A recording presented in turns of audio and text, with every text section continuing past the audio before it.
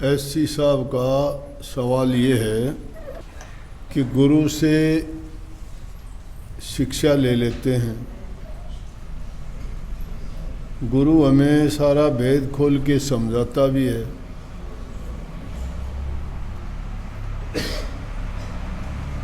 और हमारी समझ में भी आ जाता है। समझने के बाद में हम निर्भय और निश्चिंत भी हो जाते हैं कि भाई हमने गुरु से नाम ले लिया, मेरे रक्षक गुरु हैं, मुझे अब किसी तरह की परेशानी नहीं होगी। परेशानी किस रास्ते में? भक्ति की बात है ये। दुनियादारी के काम के लिए भी आगाह करते हैं, चेताते हैं, समझाते हैं, लेकिन भक्ति के लिए तो आदमी को बड़ा सतर्क रहना पड़ता है। भाई तो ये कहते हैं कि फिर भी आदमी काम वासना के लिए क्यों गिर जाता है, यही ना। जब गुरु के हम हो गए तो हमारी चिंता नहीं रहनी चाहिए। इसका मतलब हम अभी कच्चे हैं, गिरावट आती है तो। पक्का जो हो जाता है उसमें गिरावट नहीं आती। फिर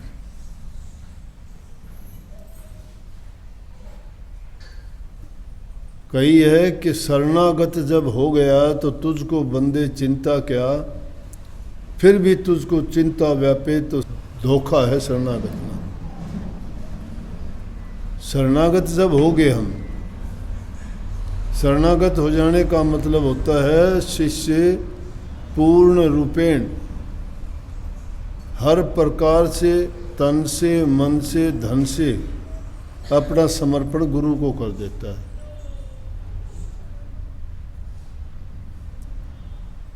ज़्यादा सोचने की इसमें ज़रूरत को नहीं। राजा जनक को भी यही वहम हुआ था, और ज्ञान थोड़ी सी देर में हो गया। वो इसी बात से संबंधित बताऊंगा। जब गुरु ने उसका सब कुछ चीज़ ले ली दीक्षा देने में, और घोड़े पर सवार हुआ तो कहने लगे, वो सोचने लग गया तो कहने लगे उनके गुरु के, राजा जनक क्या सोचता है? खबरदार अगर एक भी बात सोची तो मन से, तूने मन मेरे को दे दिया, तेरा अधिकार नहीं रहा मन से कुछ सोचे तो। जब ऐसी गिरावट इंसान में आती है तो वो गुरु का नहीं हुआ, गुरु की तालीम और शिक्षा नहीं मानी। उसके अंदर वो जिंदा है, अभी वो भावना उसके अंदर जिंदा है। मुर्दा कभी जिंदा हुआ है क्या दोबारा? मतलब वासना है उसकी, कि वासना जब तक है वो वासना फिर पुनर्जीवित हो जाएगी, मरी नहीं है, मन के अंदर है वो। काफ़ी लोग मेरे पास आके कहते हैं जी मैंने शराब छोड़ दी। बहुत अच्छा भाई, अच्छी बात है। नौला जी मेरे को शराब छोड़े इस 26 जनवरी को 3 साल हो जाएंगे, वहाँ नहीं छोड़ी है अभी। बोले क्यों? वहाँ भी जिंदा है तेरे मन में, तेरे को याद आती है मैंने 26 जनवरी को छोड़ी थी, मुझे 3 साल हो गए पिए हुए। जिंदा है वो, और वो कभी भी जग सकती है। कबीर साहब ने बहुत सुंदर बात कही कि जब हम गुरु से थोड़े भी भटक जाएंगे ना, वही वासनाएं, वही तृष्णाएं, वही कामनाएं चारों तरफ से फिर टूट के पड़ेंगी। काफ़ी लोग देखे होंगे ना, शुरू में बड़े अच्छे दिखाई देंगे, गुरु भगत है, देखो भक्ति में कितना अच्छा है, लेकिन कुछ दिन के बाद में क्या होगा? सबने, पढ़े लिखे लोग होंगे, उनने सुना होगा एक मुहावरा कि slow and steady wins the race. भक्ति का मार्ग कोई 1, 2 दिन, 4 दिन का नहीं है, कि कोई सिलेबस कोर्स नहीं है कि इसको पढ़ लिया, पास कर लिया और छुट्टी होगी, डिग्री मिल गई। नहीं, साध का जूझना जीवन पर्यंत होता है, आखिरी वक्त तक होता है।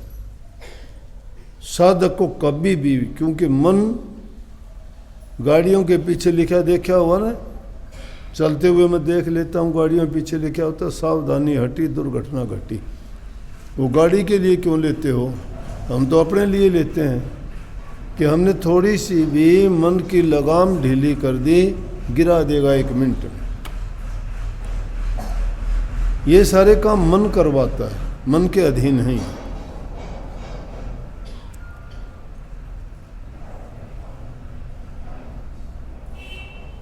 तो ये जब तक जिंदा रहेंगी ना तब तक समझो कि, इसीलिए स्वामी जी महाराज ने भी कही है कि मन की निरख परख कर हो सच्चा कर भक्ति। मन की निरख परख कर और सच्चा कर भक्ति, क्योंकि ये हमेशा भक्ति पक्की नहीं होती, कभी कच्ची रहती है, हमेशा जीवन पर्यंत कच्ची रहती है। जगह पर पलटू लिखते हैं कबीर साहब कि साध का खेल तो विकट बेड़ा, जति सती सूर की चालाक है। सती घमसान है पल 2 4 का, सूर घमसान पल 1 लाख है।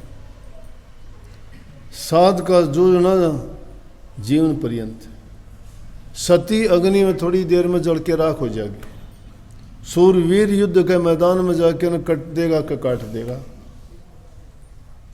मिनटा में काम होने से उनका उसका फैसला भी घंटा आध घंटा में हो जाए, उसका भी 2 4 घंटे में हो जाएगा। कब तक जूझेगा वो? लेकिन संत का जूझना जीवन पर्यंत है। किस चीज़ से जूझना? इन चीज़ों से जूझना है, ये कभी मरती नहीं है। इंसान जिंदा है, जिंदा आदमी के अंदर ये चीज़ें उसमें स्थापित हैं, इसलिए उनकी हमें पल पल निरख परख करते रहना है, बड़ी सावधानी के साथ बरतना है। मन तो पता नहीं क्या करवा देगा।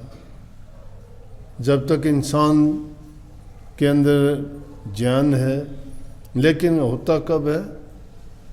होता जब है कि गुरु से हम जब अपने आप को भिन्न कर लेते हैं, अलग कर लेते हैं, गुरु की शिक्षा से दूर हट जाते हैं, अंधे बन जाते हैं। कबीर साहब ने क्यों कही कि गुरु माथे से उतर शब्द भी होना हो। गुरु की याद अगर हमारे हटते ही दुर्घटना घटी, तभी वो चीज़ घेर लेंगी। गुरु से बिछो कब होता है? आदमी लालच में पड़ जाए, वो भक्ति से गिरना है। गुरु से जब तक जुड़ा रहता है वो आदमी भक्ति से गिरता नहीं है। रास्ता उसका वही है, गिरेगा उठेगा उसी में चलेगा, गिरेगा नहीं। मुनियों में श्रेष्ठ मुनि थे, नारद ऋषि थे, ब्रह्मा जी के पुत्र थे, कितनी बार गिरे। सब जानते हैं कि चला जा रहा था और कहा कि हाँ, मैं जैसे काम वासना पे मैंने पूरा काबू पा लिया, मेरी काम वासना अब मुझे परेशान नहीं कर सकती। एक राजा के महल में गया, लोग इकट्ठे थे, देख के वो भी चला गया। राजा ने बड़ा आदर सत्कार किया, सब जानते थे नारद मुनि है, बड़ा सम्मान किया, बैठाया, चरण धोए। लड़की की जवान थी, कहने लगे मुनि श्री लड़की जवान हो गई है, इसके लिए आप बताओ कोई। स्वयंवर के दिन इतनी सुंदर थी कि नारद उसको देख के सोचने लगा इसकी शादी तो मेरे से हो जाए। और विष्णु भगवान के सामने प्रार्थना की कि मुझे ऐसा रूप दे दे कि जिसके कारण ये लड़की वरमाला मुझे ही डाल दे। सुनी होगी नहीं ये कहानी। राजकुमार बैठे हुए थे तो स्वयंवर का ये हाल था, चारों तरफ राजकुमार बैठ जाते थे, जिसको वरमाला जिसके गले में डालती, उस जिसको पसंद करती उसको वरमाला डाल देती, शादी उसी से होती। अब वो पूरा चक्कर दे दिया, नारद मुनि बैठा, विष्णु भगवान से वरदान मांगा कि मुझे ऐसा अनूठा रूप दे, अनूठा अनूठा रूप। बंदर का मुंह बना दिया विष्णु भगवान ने, सोचा कि देख ऋषि होकर गिरावट आएगी इसकी, इसलिए अनूठा कही है, इसने सुंदर की तो कही कोई नहीं, अनूठा बंदर का मुंह लगा दिया। वो तो देखे कि हाँ मैं तो बहुत सुंदर राजकुमार हूँ, वरमाला मुझे डलेगी। दूसरे राजकुमार बोले क्यों इतनी उछल कूद करता है? बोले क्यों, क्या है मुझे? बोले तेरी शक्ल तो देख ले। क्या है मेरी शक्ल को, मैं सबसे सुंदर हूँ, वरदान ले रखा है। बोले अपने दर्पण में जाके देख। तो जब नारद मुनि ने जाके देखा तो बंदर का मुंह बड़ा चिल्लाया, बड़ा बबकारा कि मेरे साथ धोखा किया, ये किया, वो किया, कर बड़े बेइज्जती हुई। किसने करवाई? श्रेष्ठ मुनि था मुनियों में, ये छोटी मोटी माया तो नहीं थी। नारद जी तीनों लोकों में विचरण करते थे, बड़ी सिद्धि शक्तियों के मालिक धनी थे। सबसे उत्तम बात नारद जी के पुत्र थे। सारे देवता ऋषि मुनि उनकी बात मानते थे और काम वासना ने उनको भी गिरा दिया।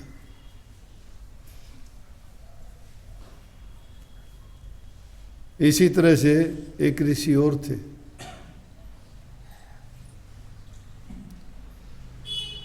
उन्हें पुस्तक लिखी उसमें लिख दिया कि सामर्थ्य को नहीं दोष गुसाई, कि मैंने सब चीज़ों पे काबू पा लिया। और गुरु कहने लगे अरे ऐसी बात नहीं लिखा करते भाई, आदमी को बहुत सावधानी बरतने की ज़रूरत होती है। कुछ दिन के बाद में उसके गुरु ने उसको जो है शिक्षा देनी चाहिए।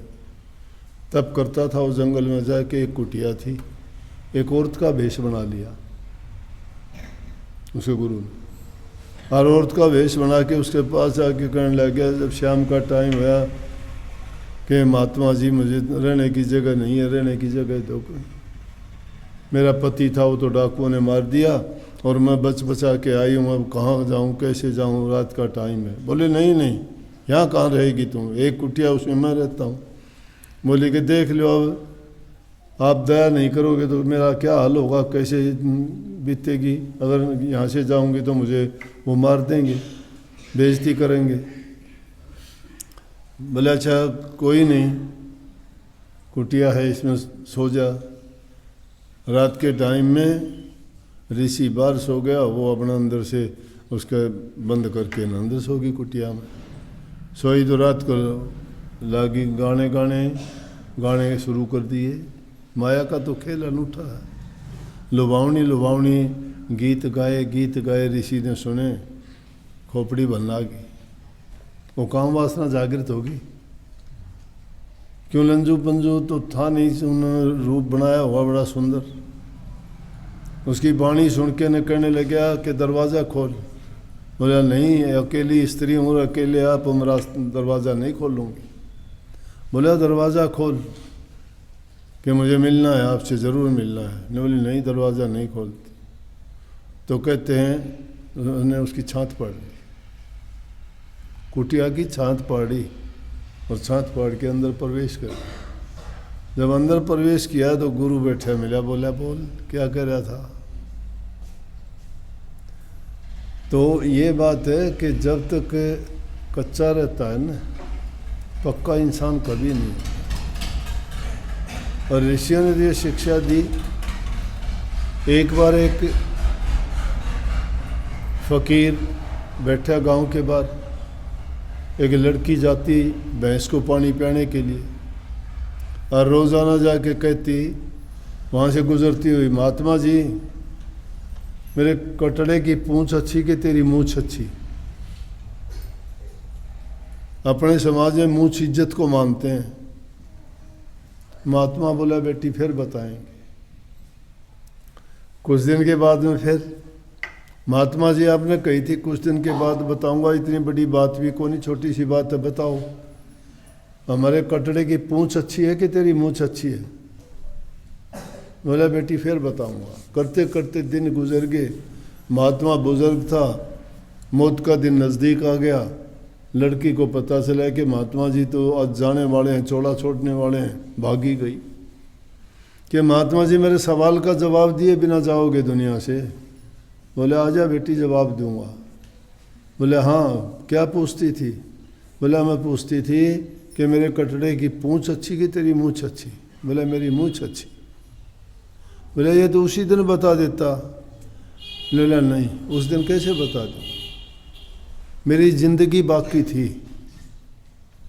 और ये ज़िंदगी बाकी में क्या पता कब क्या हो जाता है, इसलिए ये मूछ नहीं रहती ना। आज इस दुनिया से मैं अपनी मूछों को पाक साफ और पवित्र ले जा रहा हूँ, इसलिए तेरी कटड़े की पूँछ क्या अच्छी, मेरी मूछ अच्छी। हाँ, मेरी समझ में आ गई होगी बात ध्यान में कि क्यों होती है गिरावट, क्यों पूर्ण कभी नहीं होता। शास्त्रों में है कि जो पूर्ण होता है, पूर्ण में से पूर्ण निकाल दो तो पूर्ण ही बच जाता है, मतलब वो कभी खंडित नहीं होता, उसका विसर्जन नहीं होता, वो पूर्ण ही रहता है। पूर्ण का बिखराव नहीं होता कभी भी, पूर्ण में गिरावट नहीं आती। पूर्ण जो है कभी नहीं होता इंसान, पूर्ण कभी, पूरी जिंदगी भर कोशिश करता है, कभी ना कभी क्या पता मन कब गिरा दे। इसलिए ये बहुत बड़ी बात है, इतनी बड़ी बात सोचनी और कहनी भी नहीं चाहिए कि मैंने जो है कंट्रोल कर लिया या मैं बच गया इस चीज़ से। तो आपकी बात सच्ची है कि कितना भी कुछ करते करते फिर अब कहो कि क्यों आता है, अपने पूछी। देखो संग खराब कर दे, जैसे स्त्री की मैंने वो दी कि उसने गीत गाए, आदमी की वासना को जागृत कर दिया उसने। जिनका संगत इंसान की ऐसी हो जाए वो गिरावट करा देती है। खान पान आदमी का कई बार ऐसा होता है, वो गिरावट करा देता है। खान पान, जो खाना भोजन बनाने वाले होते हैं उसके विचार शुद्ध और पवित्र नहीं होते, खराब होते हैं, खाने वाले के विचार गिरा देंगे। बुरे आदमियों का संग करने से, बुरी बात सुनने से इंसानों के विचारों की गिरावट आती है। तो इन दोनों तीनों चीज़ों की आदमी को बड़ी सावधानी बरतनी पड़ती है, फिर बच जाता है। क्योंकि इंसान जैसों का संग करता है वैसा रंग उस पर चढ़ता है, जैसा खाता है वैसा उसका बनता है विचार, ख्याल, जीवन वैसा ही होता है। सबको बहुत बहुत आशीर्वाद। राधा।